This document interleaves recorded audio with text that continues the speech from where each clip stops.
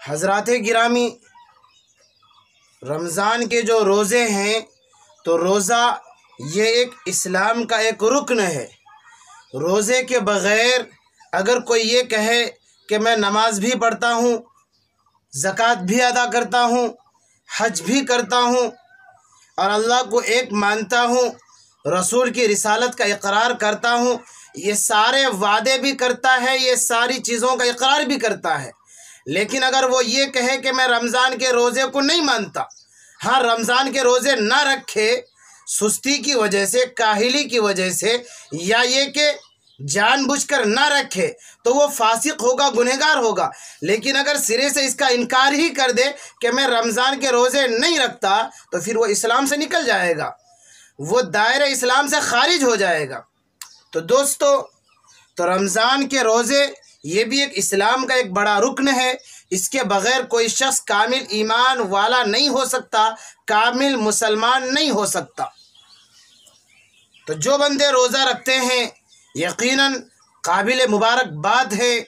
अल्लाह तबारक व तआला ने फरमाया लअल्लकुम तत्तकून, कि ईमान वालो तुम पर रोज़े फ़र्ज़ किए गए हैं ताकि तुम नेक बन जाओ, मुत्तकी बन जाओ, तक़वा वाले इंसान बन जाओ, परहेज़गार बन जाओ।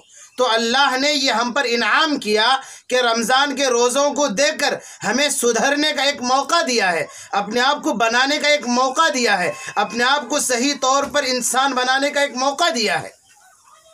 तो मैं ज़रूरी समझता हूँ कि आप लोगों की निशानदेही उन मसाइल की तरफ करूँ। यहाँ पर रुक कर मैं आपको एक बात बतलाऊँ कि अगर हम रोज़ा रखते हैं माशाअल्लाह, लेकिन रोज़ा रखने के उसूल से वाकिफ़ नहीं है, किन चीज़ों से रोज़ा टूट जाता है और किन चीज़ों से रोज़ा नहीं टूटता है, किन चीज़ों के करने की गुंजाइश शरीयत ने दी है और किन चीज़ों के करने की गुंजाइश शरीयत ने नहीं दी है, अगर हम इन उसूल को, इन क़वानीन को, इन ज़ाब्ते को नहीं जानते हैं, तो फिर कभी हमें ऐसी मजबूरी होती है कि जिसकी वजह से हम रोज़ा भी तोड़ सकते हैं, शरीयत इसकी इजाज़त देती है, लेकिन मालूम न होने की वजह से हम रोज़ा नहीं तोड़ते हैं और जिसकी वजह से अपने आप को हलाकत में डाल देते हैं। तो इसलिए मैं आज आपके सामने चंद वो मसाइल ज़िक्र करता हूँ कि जिनके करने से रोज़ा टूट जाता है, और वो ऐसे हैं बज़ाहिर मालूम होता है कि इनसे रोज़ा नहीं टूटना चाहिए, लेकिन हकीकत ये है कि रोज़ा टूट जाता है। मैंने इसको नोट किया है और चंद वो मसाइल जो आम बयानों में या इसी तरीके से आम बातों में इसका तज़किरा नहीं होता है, तो मैं आपको इस तरफ निशानदेही करना चाहता हूँ। मैंने अपना एक उन्वान कायम किया, मुफ़सिदात सौम, यानी वो चीज़ें जिनसे रोज़ा टूट जाता है। सारी चीज़ों को मुझे बयान करना नहीं है, बल्कि चंद चीज़ों को। उनमें से एक चीज़ है कि क़स्दन मुँह भर के क़ै करना। किसी ने जानबूझकर क़ै किया, मुँह भर के, जानबूझकर मुँह भर के क़ै करता है तो उसका रोज़ा टूट जाएगा। अब इससे ये भी पता चल गया यहाँ से, अगर कोई शख्स बीमारी की वजह से या किसी और वजह से क़ै उससे हो जाती है, वो जानबूझ के क़ै करता नहीं है बल्कि ख़ुद ब खुद, तो फिर खुद ब खुद हो जाने से रोज़ा नहीं टूटता है। जानबूझकर मुंह भरकर अगर क़ै करे तो रोज़ा टूटता है। इसी तरीके से नक्सीर का फूट जाना, नाक से खून आया और खून आकर के वो अंदर हलक़ के अंदर चला गया, तो फिर उससे भी रोज़ा टूट जाता है। और इसी तरीके से एक शख्स वो है कि जो वज़ू कर रहा था, वज़ू करते करते बिला इख्तियार हलक़ के अंदर पानी चला गया वज़ू का, और उस वक्त उसे याद भी था कि मैं रोज़े से हूँ, यानी जिस वक्त पानी हलक़ के अंदर गया उसे इस बात का इल्म और उसे पता था कि मैं रोज़ादार हूँ, तो फिर रोज़ा टूट जाएगा। इसी तरीके से अगर कोई मिट्टी, पत्थर, कंकर वग़ैरह निगल ले तो भी रोज़ा टूट जाएगा। और कोई शख्स अपनी बीवी से खेलता है, बोसो किनार करता है, और बोसो किनार करने की वजह से, बीवी से ऐश मौज मस्ती करने की वजह से अगर इंजाल हो जाए तो भी रोज़ा टूट जाएगा। इसी तरीके से मसोड़ों से या मुंह से, मसोड़ों से खून निकल आया, तो अब यहाँ पर ये देखेंगे कि अगर खून थूक पर गालिब आ जाता है, यानी थूक से ज़्यादा खून आ जाता है या थूक के बराबर खून आ जाता है और वो अंदर चला जाता है हलक के अंदर, चाहे जानबूझकर हो या खुद ब खुद थूक के साथ खून अंदर चला जाता है, तो फिर इससे भी रोज़ा टूट जाता है। इसी तरह से अगरबत्ती वगैरह का धुआं लेना इससे भी रोज़ा टूट जाता है।